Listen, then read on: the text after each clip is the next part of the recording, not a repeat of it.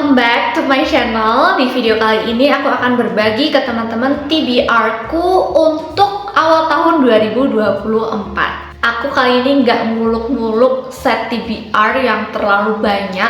Yang penting aku bisa menyelesaikan buku-buku yang nanti akan aku sebutkan di awal tahun 2024. Buku apa aja itu yang masuk ke TBR kali ini? Please keep on watching. Oke, buku pertama yang akan aku baca adalah ini dia, Namaku Alam jilid pertama karya Leila S. Chudori. Buku ini merupakan spin-off dari novel Pulang yang akan berfokus pada tokoh Segara Alam. Jujur, untuk tokoh Segara Alam itu sendiri memang mencuri fokus kita ketika membaca novel Pulang, dan aku sangat tertarik banget untuk baca buku ini karena di sini kita akan mengetahui perjalanan alam ketika masih kecil hingga dewasa.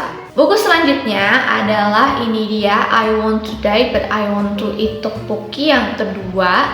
Jadi untuk buku I Want to Die But I Want to Eat Tteokbokki itu merupakan buku non-fiksi yang mana pembaca akan mengikuti bagaimana kisah penulis Baek Se-hee yang menjalani terapi gangguan kesehatan mentalnya yang disebut distimia. Di sini kita akan melihat dan mengetahuinya dalam format dialog antara Baek Se-hee dan juga psikiaternya. Sebenarnya aku sudah baca buku pertamanya, tapi menurut aku untuk bagian akhirnya kayak masih agak menggantung gitu loh. Seperti apa yang mau disampaikan oleh penulis itu belum tuntas. Makanya aku pengen banget baca buku yang kedua ini dan mencari tahu jawaban dari perjalanan pengobatan penulis. Next, aku memasukkan dua buku ini di dalam list TBR awal tahun, yaitu serial Bumi yang pertama dan kedua. Jadi ada Bumi dan juga Bulan. Sebenarnya aku udah ada 6 bukunya, tapi aku baru masukin 2 buku ini karena again aku nggak mau terlalu muluk-muluk dalam ngeset TBR. Jadi ketika aku mau memulai proses baca itu kayak nggak mager gitu loh, lihat aduh kayaknya TBR aku menumpuk banyak banget nih gitu. Nah, untuk yang serial Bumi ini kalau nggak salah itu menceritakan tentang petualangan 3 sahabat, ada Raib, Ali, dan juga Sally di dunia paralel gitu.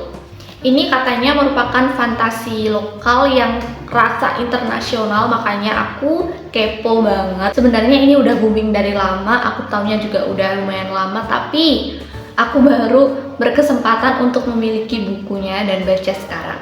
Oke, lanjut. Buku berikutnya adalah ini dia, Angsa dan Kelelawar karya Keigo Higashino. Aku tuh pengen banget buru-buru nyelesain novel ini karena sebentar lagi itu karya-karya beliau, kalau nggak salah ada 2, bakalan terbit di dalam waktu yang berdekatan, dan aku FOMO banget, nggak pengen ketinggalan, makanya aku pengen cepet-cepet baca dan selesaiin Angsa dan Kelelawar ini. Untuk buku Angsa dan Kelelawar ini menceritakan tentang ayah Mirei yang dibunuh oleh ayah Kazuma. Tetapi kemudian Mirei dan Kazuma ini bekerja sama untuk mencari kebenaran dari kasus pembunuhan tersebut. Aku selalu excited sih untuk baca novel-novel Keigo Sensei karena biasanya novel-novel Keigo Sensei itu nggak cuma berfokus untuk menemukan pelaku, tapi beliau juga akan mengupas motifnya secara mendalam dan juga keterkaitan antar tokoh di dalamnya. Let's move on, ini dia buku selanjutnya yaitu Ferris Wheel at Night karya Minato Kanai. Buku ini banyak banget yang rekomendasiin, selain itu reviewnya juga bagus-bagus.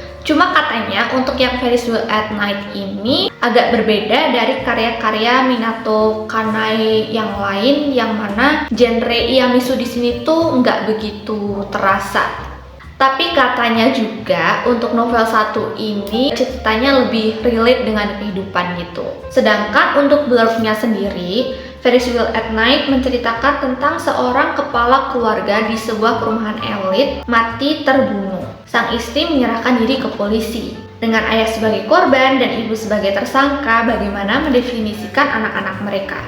Anak korban pembunuhan atau anak pembunuh? Apa peran para tetangga setelah kasus terjadi? Lalu yang terpenting, mengapa ada insiden seperti ini? Wah, menarik banget sih dari blurbnya, nggak sabar pengen baca buku ini. Berikutnya masih dengan author yang sama, yaitu Minato Kanai. Aku pengen baca Penance. Again, ini banyak yang rekomendasiin, juga banyak yang kasih rating bagus untuk novel ini. Untuk Penance sendiri menceritakan tentang Emily, merupakan seorang gadis kecil yang dibunuh di sebuah desa. 4 anak perempuan yang waktu itu sedang bermain bersama Emily tidak bisa memberikan kesaksian yang berarti, padahal mereka berjumpa dengan pembunuhnya.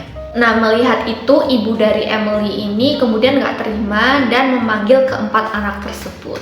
Kalau melihat dari blurb-nya, menurut aku buku Penance ini nuansanya akan mirip dengan Confessions. Yang isunya benar-benar kerasa. Last but not least, aku tuh pengen banget segera baca dan selesaiin buku ini, Atomic Habits, karena menurut aku ini adalah buku non-fiksi yang mungkin bisa mengubah hidup aku supaya hidup aku itu lebih produktif lagi dan aku bisa mengubah kebiasaan-kebiasaan buruk aku dengan kebiasaan-kebiasaan yang lebih baik.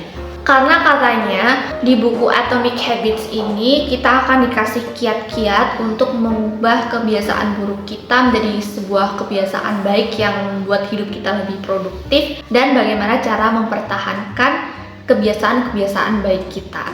Jadi ini dia ada 8 buku yang masuk list TBR awal tahun aku.